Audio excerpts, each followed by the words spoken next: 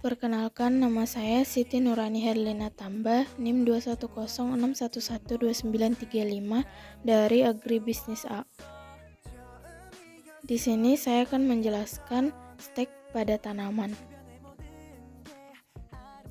Stek berasal dari kata stak atau bahasa Belanda dan kateks atau bahasa Inggris yang artinya potongan. Sesuai dengan namanya, perbanyakan ini dilakukan dengan menanam potongan tanaman induk ke dalam media agar tumbuh menjadi tanaman baru.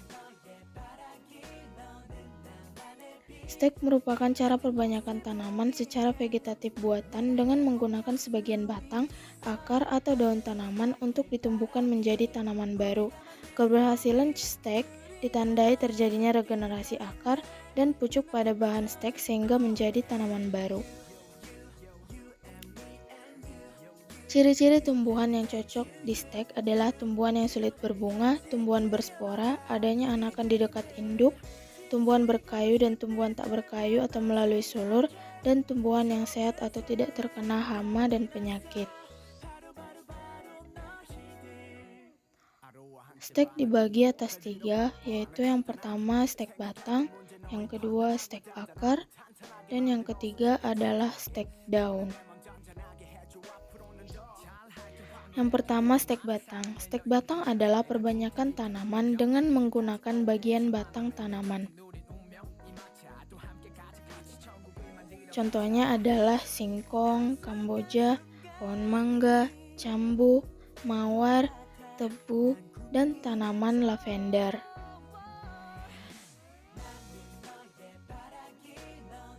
Berikut adalah langkah-langkah stek batang. Yang pertama, menyiapkan lahan atau wadah tanaman. Yang kedua, pilih batang yang baik atau memiliki 3-4 mata tunas. Yang ketiga, potong batang runcing sekitar 10-15 cm dengan jarak potong 0,5 cm di atas mata tunas. Rendam 2 cm ujung batang dengan hormon auksin selama 5 detik. Yang kelima, tancapkan batang ke media tanam. Lalu yang terakhir adalah siram tanaman secara teratur.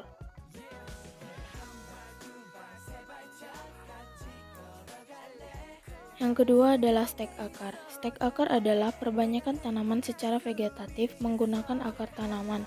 Contohnya adalah stroberi, sukun, cemara, dan jambu biji. Berikut adalah langkah-langkah stek akar pada stroberi. Yang pertama, siapkan media tanam atau campuran tanah, kompos, arang sekam, atau arang kering.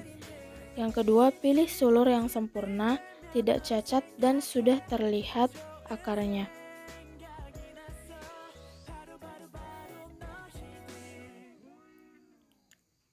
Yang ketiga, tanam sulur ke media tanam. Lalu proses yang terakhir adalah siram tanaman secara teratur. Yang ketiga adalah stek daun. Stek daun adalah perbanyakan tanaman dengan menggunakan potongan daun tanaman. Contohnya adalah cocor bebek, wijaya kusuma, sri rejeki, kaktus, lidah buaya, dan begonia.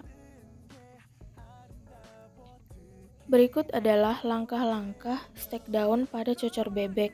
Yang pertama, pilih daun cocor bebek yang dewasa atau tua. Lalu gemburkan tanah untuk semai cocor bebek. Kemudian letakkan daun cocor bebek di penyemaian.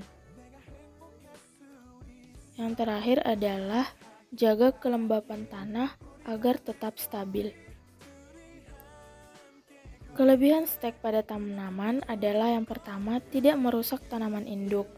Yang kedua, sifat sama persis dengan tanaman induk, dan yang ketiga adalah praktis. Yang keempat, mudah. Kelima, cepat. Dan yang keenam adalah murah. Kekurangan dari stek adalah 1. Peluang kegagalan cukup besar, 2. Perakaran yang dangkal dan tidak akar tunggang sehingga tanaman mudah roboh. 3. Tanaman tidak tahan kekeringan. Berikut adalah proses penanaman tanaman hias Adam Hawa Purple. Yang pertama adalah kita pilih batang yang ingin kita tanam. Lalu sediakan wadah dan juga berisi tanah atau kompos.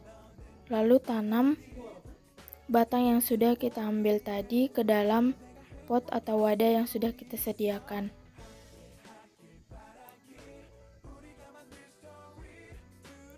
Siram tanaman secara teratur.